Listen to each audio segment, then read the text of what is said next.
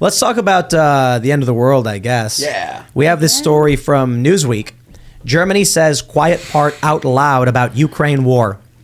You know, if you Google search Germany declares war on Russia, this is the story you get.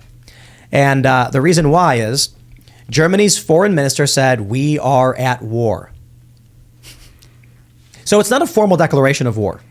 She's literally, you know, I would say in the colloquial sense, she is declaring that they are at war with Russia. Yeah.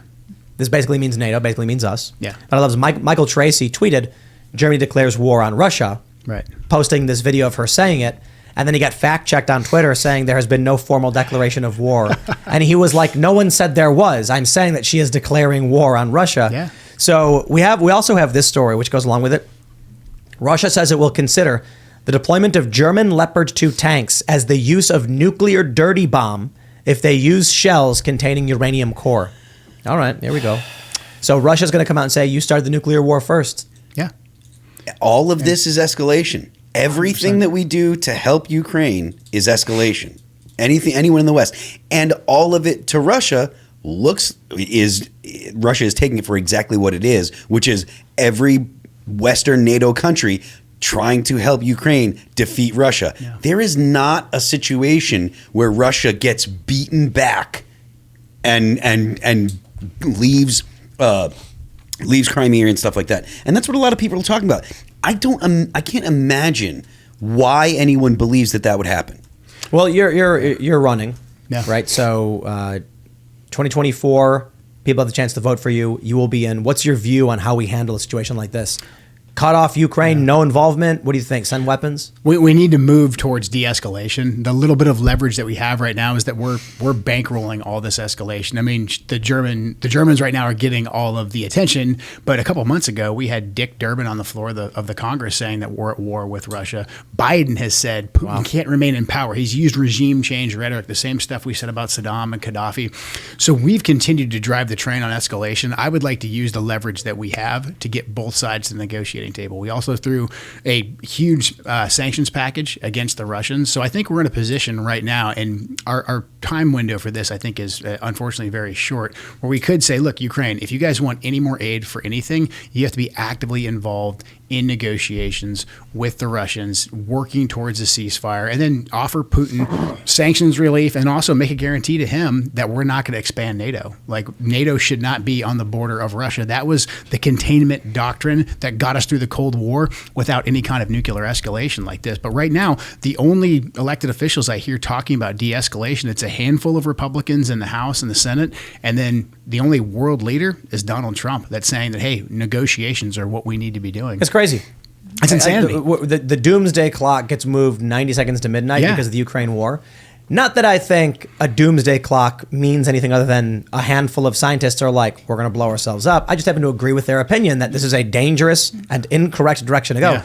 But look, Kevin McCarthy's wearing the Ukraine flag stuff. It's the only thing I see in this is they're not going to back down. It's a drag race headed right for the edge of a cliff. Yeah. It is 100%. And the crazy thing to me is that no one in our leadership has had the respect for the American people to explain to them this is why. You hear a bunch of rhetoric. You hear that you're either with us or you're a Putin sympathizer. I get called that occasionally. But they don't say, hey guys, we're actually going to have your elected representatives, as per the U.S. Constitution, go and argue the case. They can come back to the district and say, hey, this is why we think this is important. And if things go wrong, we could end up in a war in Eastern Europe. Are you guys good with that? You guys want to sign on to that? But they don't do that. I kind of feel like these people in government should play some poker, because I've been playing a bunch of poker online. I played it at the casino for the first time, and you learn the lesson about folding for those that play poker. I'm not like good or like I'm not gonna pretend to be good or anything, but like the first time I started playing, I'm like, I got no idea what's going on,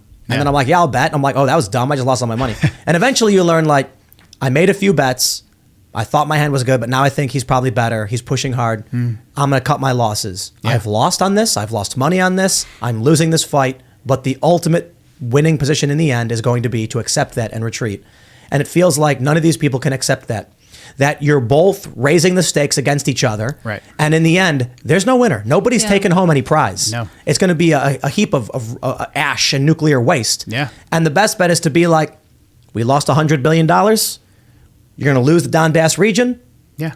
or you're going to lose the planet. Yeah, I mean, or just say, hey, look, this. I mean, the conflict between the border of Russia and Ukraine has been going on longer than America's been a country, and so for us just to say, get to the negotiating table. What you guys work out on your own border, that is up to you. We're not going to further escalate this by pushing NATO up. But what we want is the bloodshed here to stop. Because right now, who's dying? It's Ukrainians are dying. They're getting thrown into the meat grinder.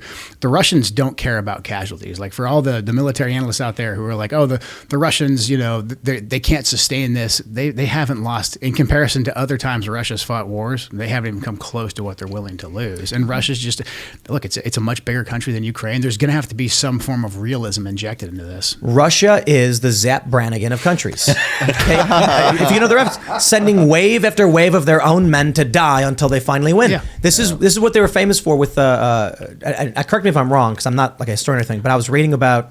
In World War II, Russia opted for mass production of low-quality weapons and tanks, but lots of them. Yeah. So while the West is like, let's make the best tank in the world. Yeah. And then when it blows up, you're like, okay, that took a long time. Russia was like, get a bunch of metal boxes and just keep sending them out and don't stop. Yeah, that's what they're doing with their artillery right now. I mean, there's a lot of talk about it. We're going to send them javelins. We're going to send them tanks. We're going to send them HIMARS.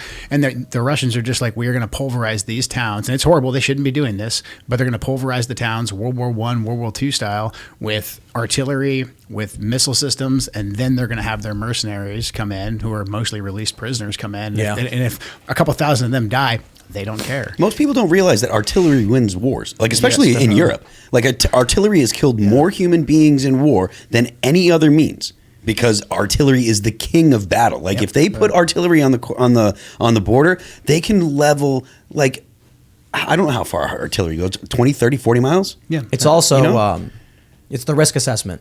How much are you willing to lose? And I think it's fair to say Russia is willing to lose a lot more than we are. Absolutely. Oh, yeah. And that puts us in a very weak position when it comes to leverage and when it comes to getting called. That should be obvious. This fight is just so different than anything Americans can really compare it to, because Ukraine and Russia have such a shared history. It's very complicated to say that, like, in the beginning of this, there was a call between Vladimir Putin and Biden, and Vladimir Putin just asked, like, will you promise that Ukraine won't join NATO? And Biden was like, I can't do that. Like, why are you getting involved in this? It's a regional debate, like fight, which obviously it's violent, it's terrible, but it is so much more complicated. I mean, Zelensky, I just wrote about this today, but Zelensky in December was like, we should kick out one of the churches because Eastern Orthodoxy is the dominant religion in Ukraine, and there are two sects, and they split in 2020, I believe. And now Zelensky's like, if the church reports to Moscow, which it does, I don't want them operating here. I mean, it is such a divisive region already. Yeah. We have nothing to compare it to, and I don't understand like why our leaders would think this is something that we should just insert ourselves into. And if we get it wrong, the consequences are nuclear war. I mean, we just got out of 20 years of disastrous war in the Middle East, but this isn't going to be like the wars in the Middle East where we can be like, you know what, the American people don't care anymore. You guys just want to leave Afghanistan, and we just fly out. I mean, it was a tragedy. We lost 13. We didn't need to lose. They don't really fly disaster, out. And then same thing. We left Iraq. We had to go back. Then we left again. And we can kind of absorb all that because we're a strong nation. It was tragic. We shouldn't have done it. But this is completely different. And I think we have a bunch of people who are thinking like, oh, a fight in Ukraine, that's going to be sort of like we just did in the global war on terror. Worst case scenario, like we just leave. Who cares? Like that's not the way this is going to play out. No, not at all. Yeah, Russia's got a bunch of nuclear weapons. Right. They have more than the U.S.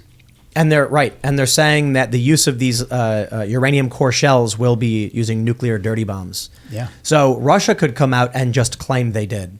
The news reporting is there, and they're going to say, hey, they're using nuclear weapons. And then Russia is going to make an announcement like, we have no choice but to respond in kind. This is the fault of the West for the escalation to the use of nuclear weapons. Yeah. But I also kind of wonder, like, how much do appearances matter? You're right. So one of the reasons the U.S. and Russia are trying to avoid dramatic escalation like nuclear weapons is because we still have to trade with other countries. Mm-hmm. And if the U.S. went nuts and started firing nukes, we might get isolated. People are going to get mad at us. Yeah. So obviously that factors in.